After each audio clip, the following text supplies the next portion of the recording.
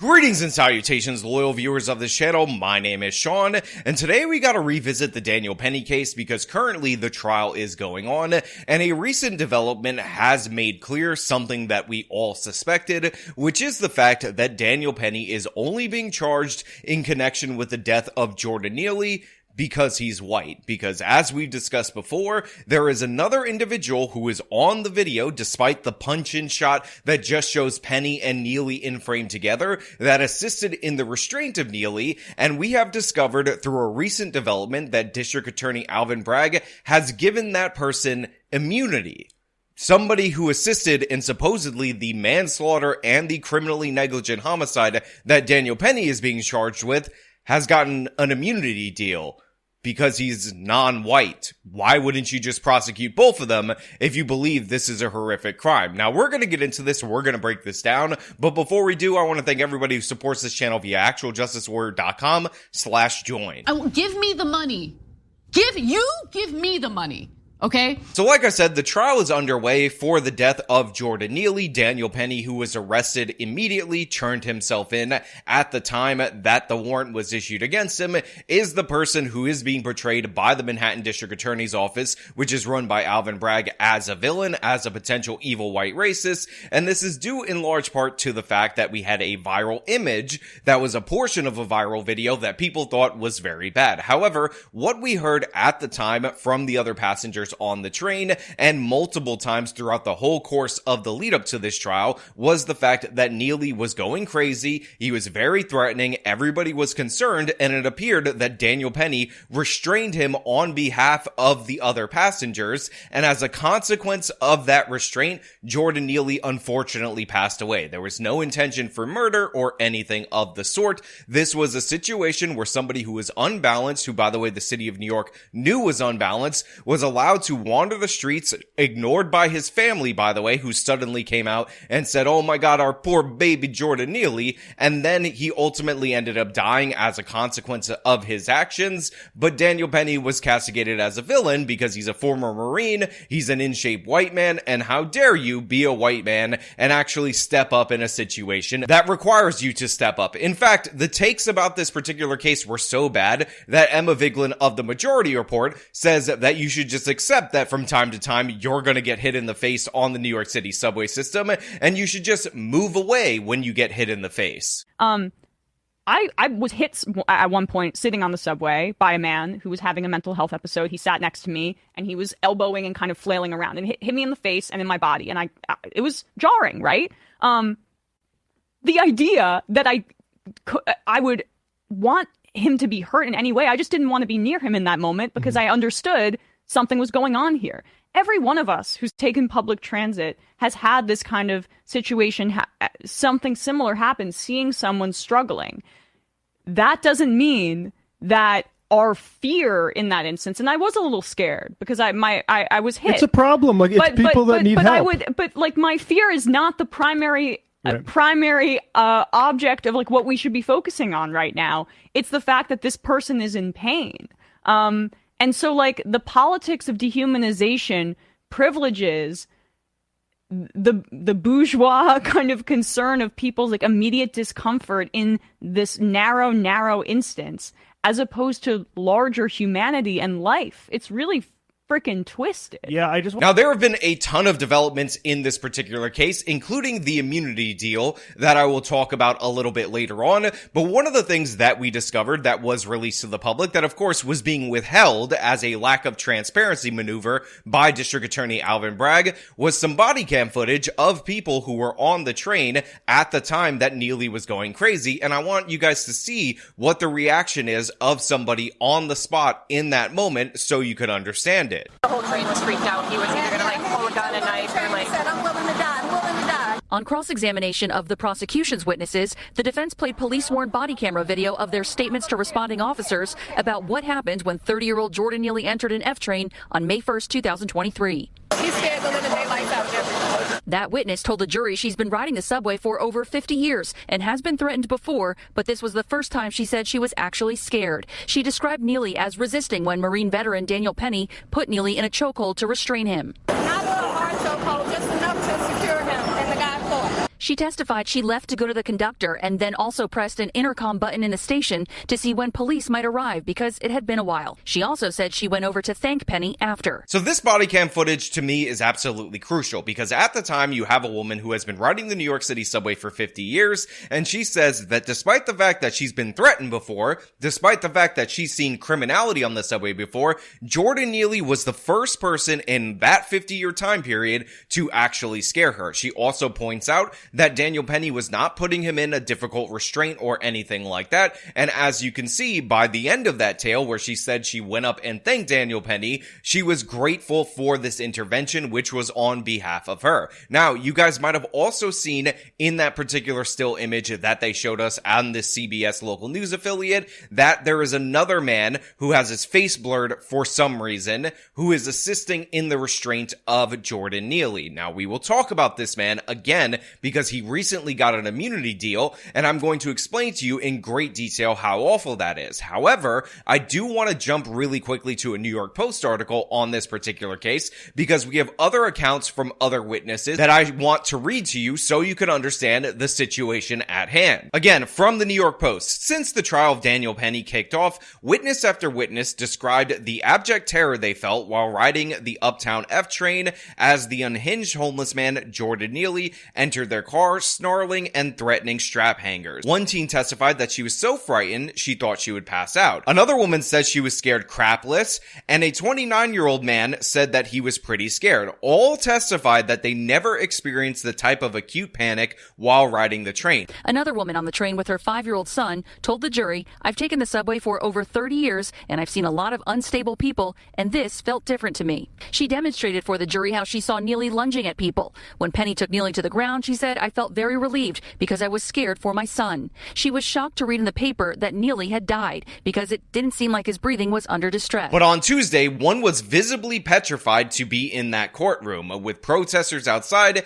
and multiple Neely supporters inside, scared to be on the stand to be a party of a potential acquittal of Daniel Penny and what that would mean for the witness's personal safety. And that man, of course, is 39-year-old Eric Gonzalez, who is seen on video assisting in the restraint of Jordan Neely, and thus, in my opinion, if you're going to charge Daniel Penny with a crime, it is only logical that he should be charged with the crime. And again, this is not something that I said way later or anything like that. In my first video, I talked about the fact that Daniel Penny being the only person charged was really insane. So I do believe that this Marine was justified in the restraint. However, I think he's going to face criminal charges because Alvin Bragg is going to pursue those criminal charges. Now, it's going to be interesting because you have other people who participated in the restraint if they face criminal charges. Because if you remember, in the George Floyd case, it was not just Derek Chauvin who ended up being convicted, but the officers that assisted in the restraint and Tao, the officer who was doing crowd control,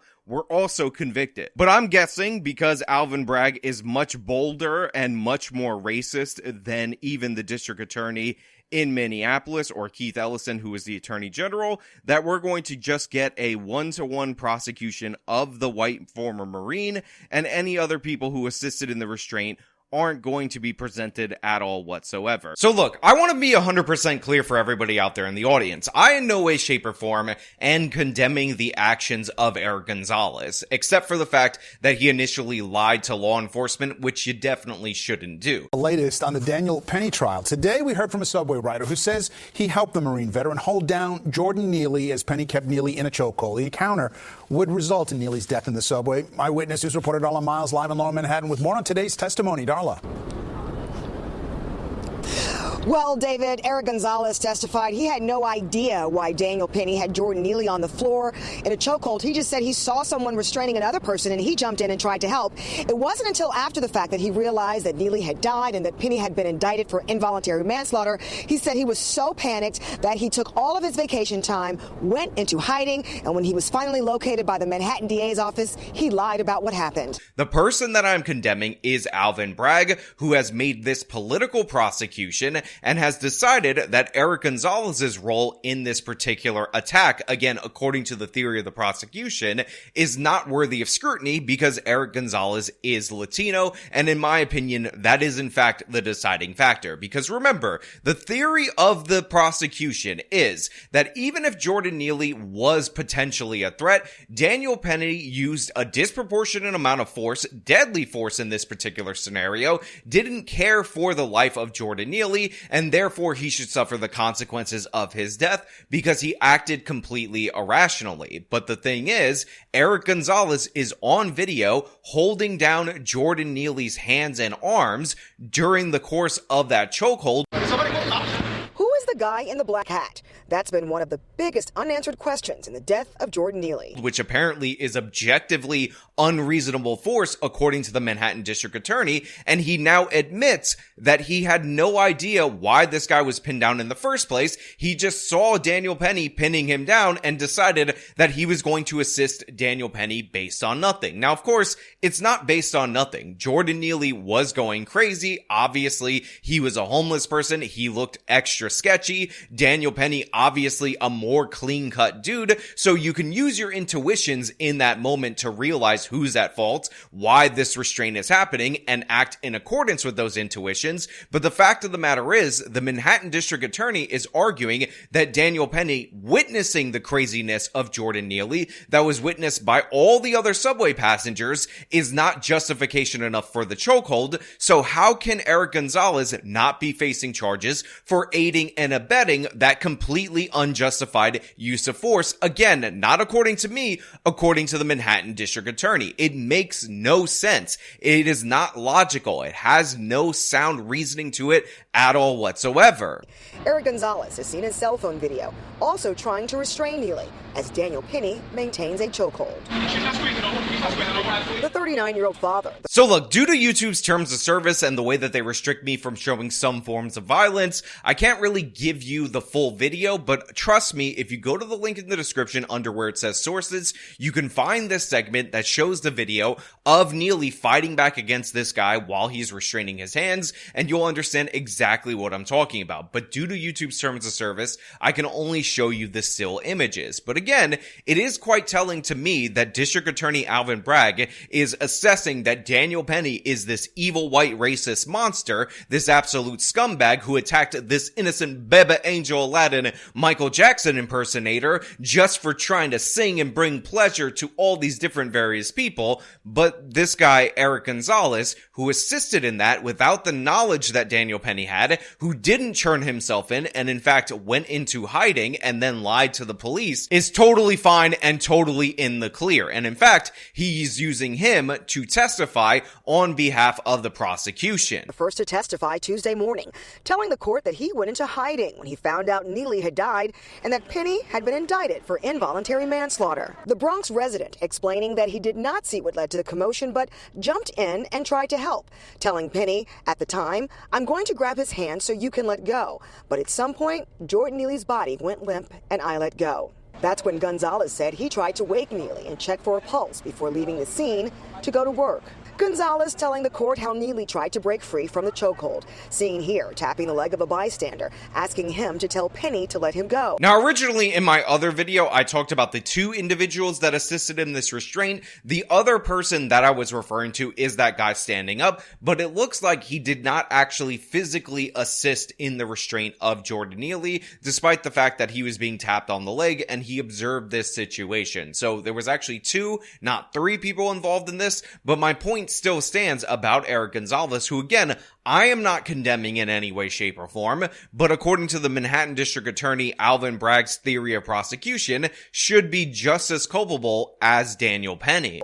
Gonzalez telling Neely they were not going to do that, after which Neely is seen here, fiercely struggling to get loose. NYPD detectives having to track him down a week later. Gonzalez in a panic he might get pinned with a murder charge, testifying, "I lied to the ADA, at first saying Neely struck him first and Penny came down and took him down, and that I also lied and said Jordan Neely was alive and breathing when I left the scene." Yeah, that's right. So this guy, when he was eventually tracked down by the Manhattan District Attorney's office, ended up lying to them, and he admits that he lied to him throughout the course of those interviews. And by the way, I know people are going to think that's perjury, but that's when you lie to the FBI. This could be considered an obstruction of justice charge. However, that is not being charged. Instead, Eric Gonzalez got an immunity deal so that Alvin Bragg could basically crucify Daniel Penny for daring to step up and daring to act. Although I will point out, again, if the chokehold is objectively unreasonable, then this guy with no context for the situation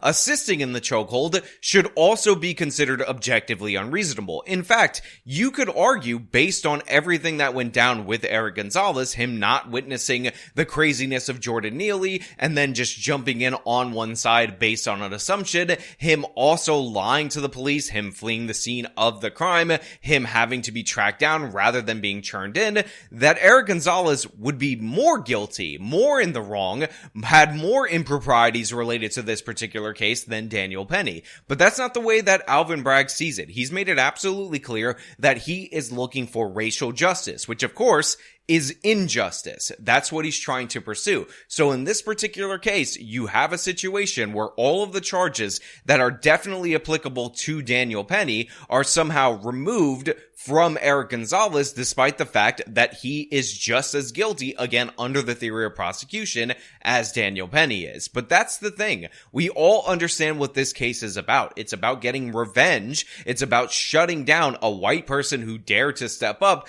And that's why they've gone through all these different various steps to try to tear Daniel Penny down. And I just want to point out, for all those people who are making posts about these different various cases where somebody doesn't intervene and they ask why they didn't intervene, this is exactly why. Because apparently you can be threatening to the point where multiple people who have ridden the subway for decades have never felt that threatened. Somebody steps up, they use a reasonable amount of force, and then they get tagged with these serious charges based on the color of their skin, and everybody who assisted that person, they walk away. They get off scot-free. No big deal for them, because you know what? I mean, what are you even going to do? Because they're non-whites. Now, Gonzalez has been proffered a deal with the Manhattan DA's office that he would not be charged for anything. He told the office about what transpired that day in exchange for his testimony, but he only got that deal 2 weeks ago, and he says he's been scared since then. Now, to be 100% clear, I'm not advocating at all whatsoever for Eric Gonzalez to be charged with a crime. And by the way, it's a moot point right now because he has an immunity deal in relation to this matter. What I'm doing is I'm pointing out the complete and utter objective hypocrisy in this particular situation and the maliciousness behind the prosecution of Daniel Penny. Because again, you have Daniel Penny who acted in this particular case based on what he saw, what he observed, and the threat that everybody assessed that was Jordan Neely. He stayed for the police after the fact. He turned himself in when they issued a warrant. By contrast, everything that this other guy did, Eric Gonzalez, was wrong post that. He ditched the scene of the crime. He pieced out. He ended up hiding for a week. He ends up meeting with the district attorney and police. He lies to them, again, according to his own account, and he gets a free pass despite the fact that he assisted in the physical restraint, which, remember, is so bad, it's worthy of a manslaughter and a criminally negligent homicide charge. That's what we're seeing right now. It's laid bare for everybody in the world to observe, and this is who Alvin Bragg is. A race hustler scumbag who is charging people not based on objective evidence, but based on the fact that he wants revenge for some kind of cosmic crime against black people of days past. But you know what? Those are just my thoughts. So let me know your thoughts down in the comments below. If you like this video, show me by leaving a like, subscribe for more content, follow me on my social medias, support me via the support links in the description of this video. This has been me talking about the craziness of the Daniel Penny case. Till next time.